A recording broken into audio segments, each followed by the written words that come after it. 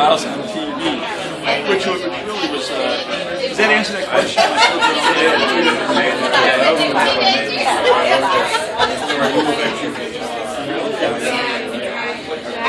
It's about there's two people not good for each other.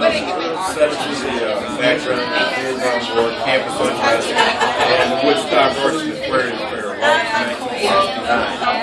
I actually did get a request for 2 agents for the manuscript, and I have 5 pages of notes to pick one. If you haven't done so already, you can wrap up question number 2 and go on to question number 3. A is still asking the questions, B is still answering. So we all kind of stay on track here. I don't think if I could ever find anything. High five, give him a handshake, give him a hug, whatever feels right to you. You can either stay where you are, you can go back to your original seat. It's totally up to you.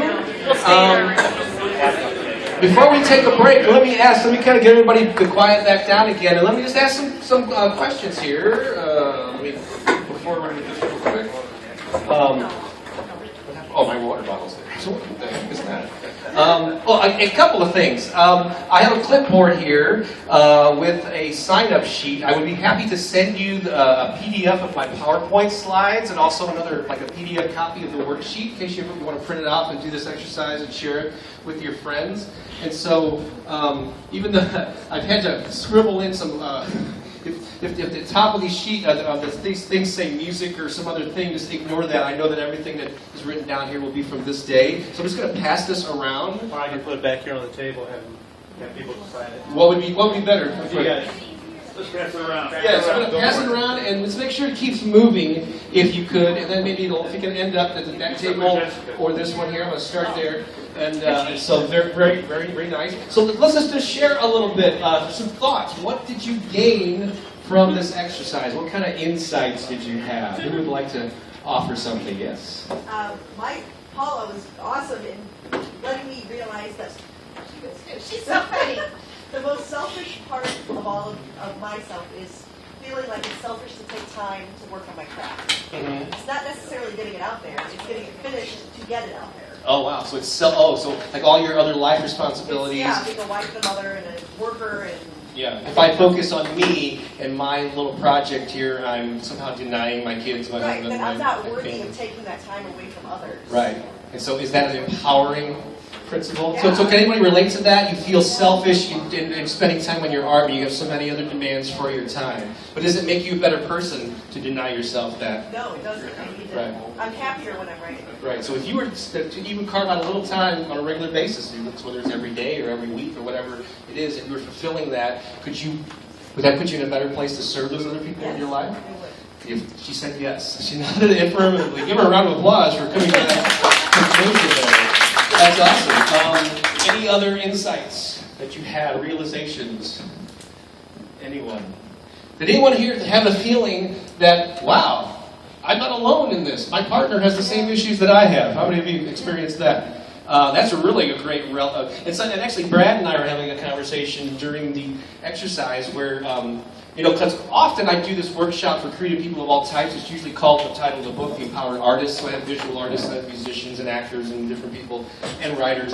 However, this group in particular, and I know that with my own creative activities like music and the improv, it's very much an extroverted, social, public kind of thing. Writing, and then to an extent, and then also by the painting artwork that I do is very solitary. But everyone in this room is a writer, and you generally don't write in groups, right? It's a very kind of not lonely existence, but it's a solitary endeavor for the most part. And sometimes that can mess with your mind when you're in your own head so much that you forget.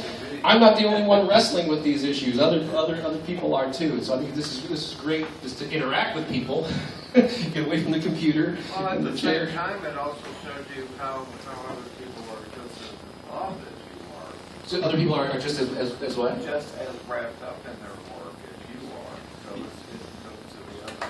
So wrapped up in their work in a good way, you mean? Or Well, I mean, not only does it make you feel like you're out of touch with people, it also makes you feel like if you share the same thing with people who are writing, you know, that Absolutely, you spend yes. so much time in it. those camaraderie, a feeling of connection with other That writers. makes you realize that you're doing the same thing others are Right. And it's doing. comforting, Doing something.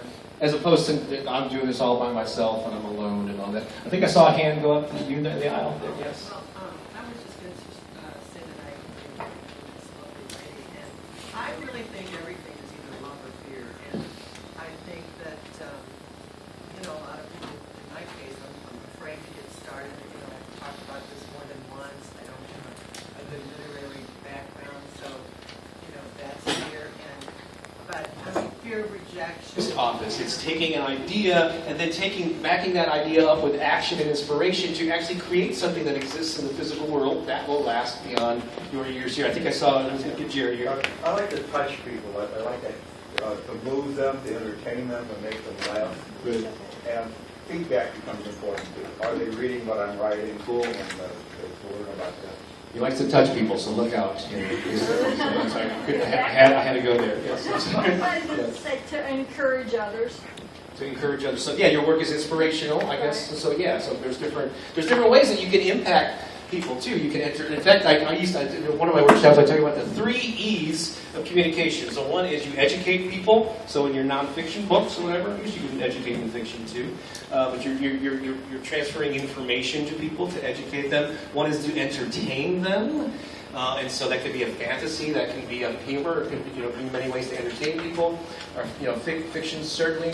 And then E is to empower. You could also use the word inspire, but it's to inspire them, to make them think, that the light bulb go off, and cause them to think about something different, which is what this is. Lee, let's get I there. originally started writing when I was in high school with poetry as a way of coping with depression. Oh yeah, it can be very therapeutic. Yeah, and so it's good for all sorts of reasons. I will say that so definitely use it as personal therapy. Although, does anybody have this kind of a stereotype of the tortured artist? How you need to be tortured to be able to. It never. That's one thing that doesn't resonate with me. I've always done my art more from a place of love, and I feel like I do a better job of it when I'm sober and happy. Although some great songs can come out of being pissed off too, so it's all good. Yes.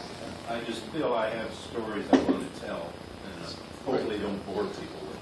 Yes, hopefully don't bore people with them. So it's a story, it's like, yeah, you get that feeling like, man, there's something that just needs to get out. I got this thing, there's times when I published my first fiction book. Almost all my books are not, all my books except for one is nonfiction, and I've dabbled with fiction for years. In fact, when I first started writing in grade school, it was all fiction and like science fiction and Godzilla movies and stuff, or stories.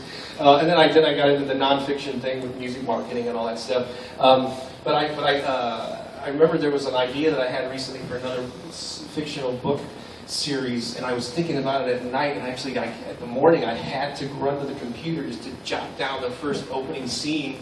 It was like it's screaming to get out. And I had that with songwriting too. There's a song that had to get out. So let's talk about, Greg, I'm glad that we did this because you'll see some overlap in what I'm about to talk here. So get your pens, we're going to fill in the blank here. So I'm being very simplistic here, and I love to take complicated topics and break them down. So you might, but this is just like the simplest way that I talk about the 4 reasons that people create and how it applies to hobby versus professional mode. So the first thing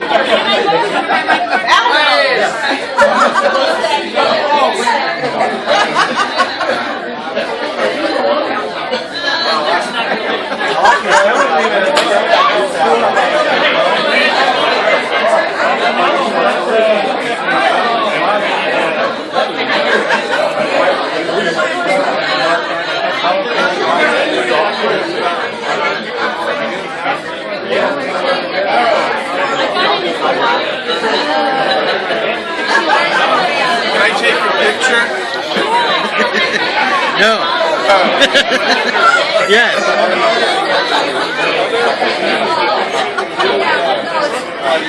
I think you would buy my book.